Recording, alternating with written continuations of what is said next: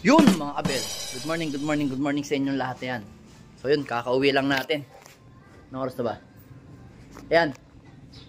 Eksaktong alas 9 ng umaga mga kabel. Sunday na naman, abangan na naman ng mga ibon natin. Pero isa lang ibon na abangan natin.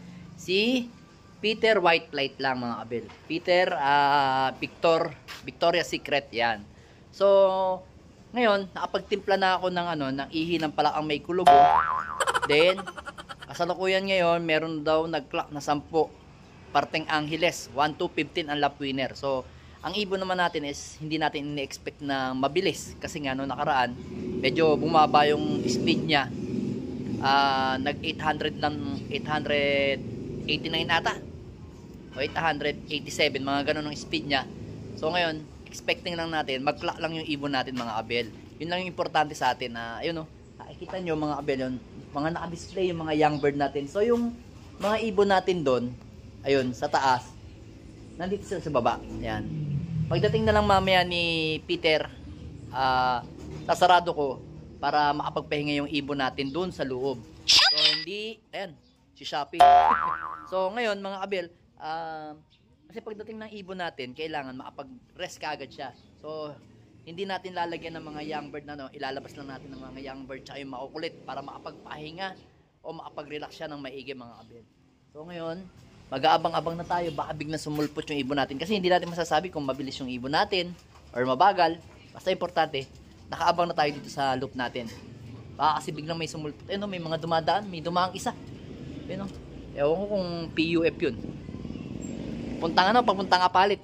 Pag nag-clock yung makabebe o Apalit, sure ako lap winner yun mga kabel. Yun, nag-iisa. So ngayon, mag-abang-abang na tayo. Kaya tara, samahan nyo na akong mag-abang.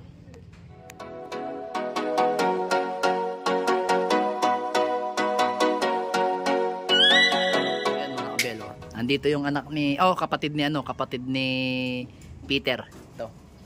Itong pencil, ayan, oh. Then yung isa naman, ayun, kapatid ni Juana ng buhay natin. Ayan, Juana, kapatid ni Juana. Hen. Same silang hen. Ito hen din. Ito pearl eye, ito yellow. So yan, inaabangan nila ako dito. Pagtaas ko, nandito silang dalawa. Ayan, oh. Maikiabang din daw sila. So, yun nga mga abel, update ko lang kayo. Ayan. Kainitang tapat. Ayan. Magandang panahon, kulay blue. Kita nyo, kulay blue ang ating kalangitan. Ganda. So, kasalukuyang ayan, nabibilag tayo sa araw kasi sa pag-aabang ng mga ibon natin.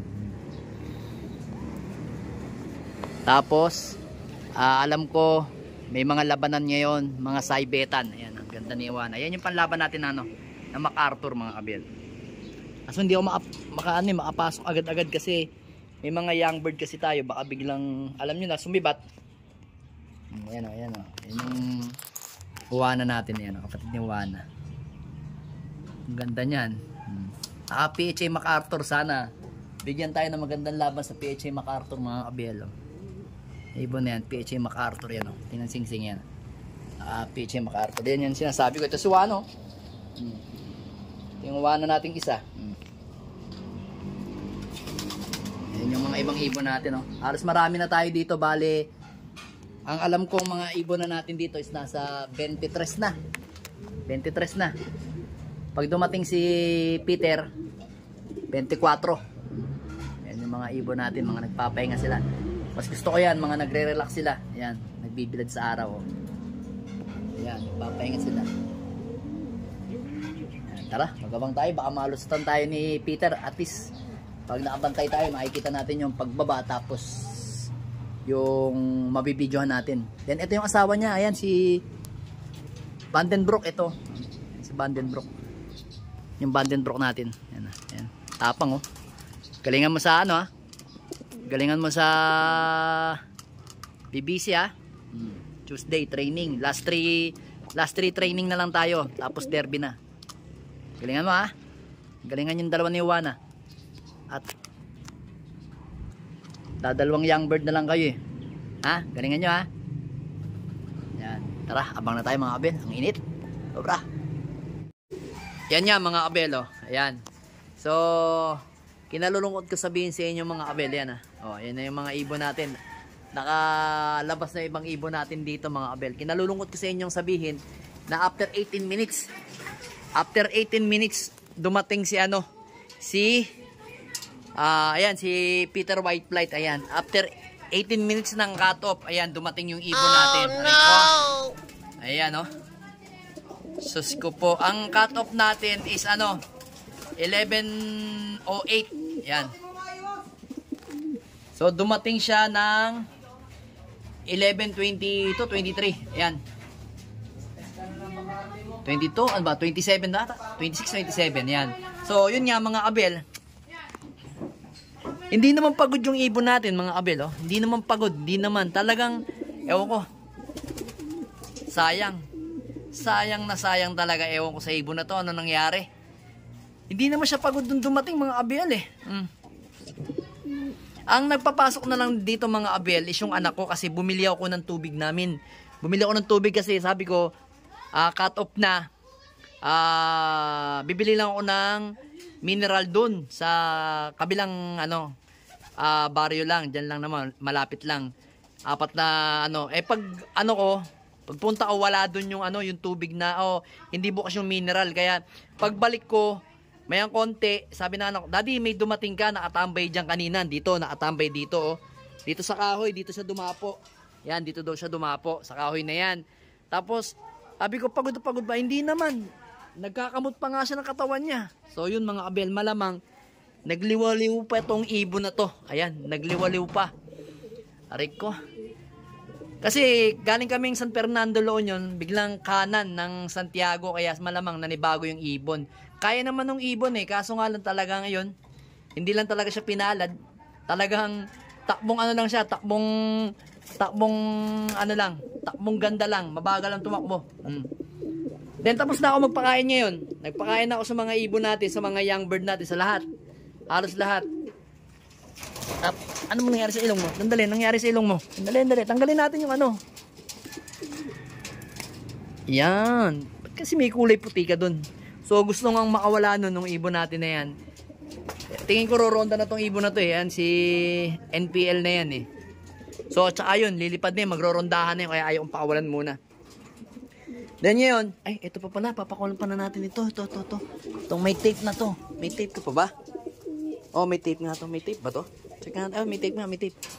Ito yung kapatid ni, kapatid ni NPL. So, yun nga, mga abel, kinalulungkot ko. Bawi na lang tayo next lap. Ang total entry ng ibon namin sa PUF is almost 4,000 plus. Then, ang nag-clock lang is 1.8 ata. So, hindi tayo pinalad sa 1.8 o 1.9 na yun na tayo mag-clock. Ganun talaga. Better luck next time. Ganyan talaga ang karera. Malay mo naman, bumawi siya sa mga susunod na lap. Kaso, butas na tayo. Wala na tayong super set. Ariko.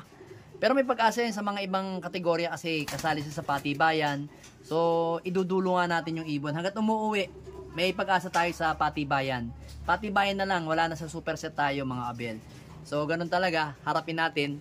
Talagang minsan, mas malimit. Malimit yung natin. Talo natin sa ganitong senaryo. Kasi isa lang yung ibon natin panlaban eh. So, wala tayong sisisihin.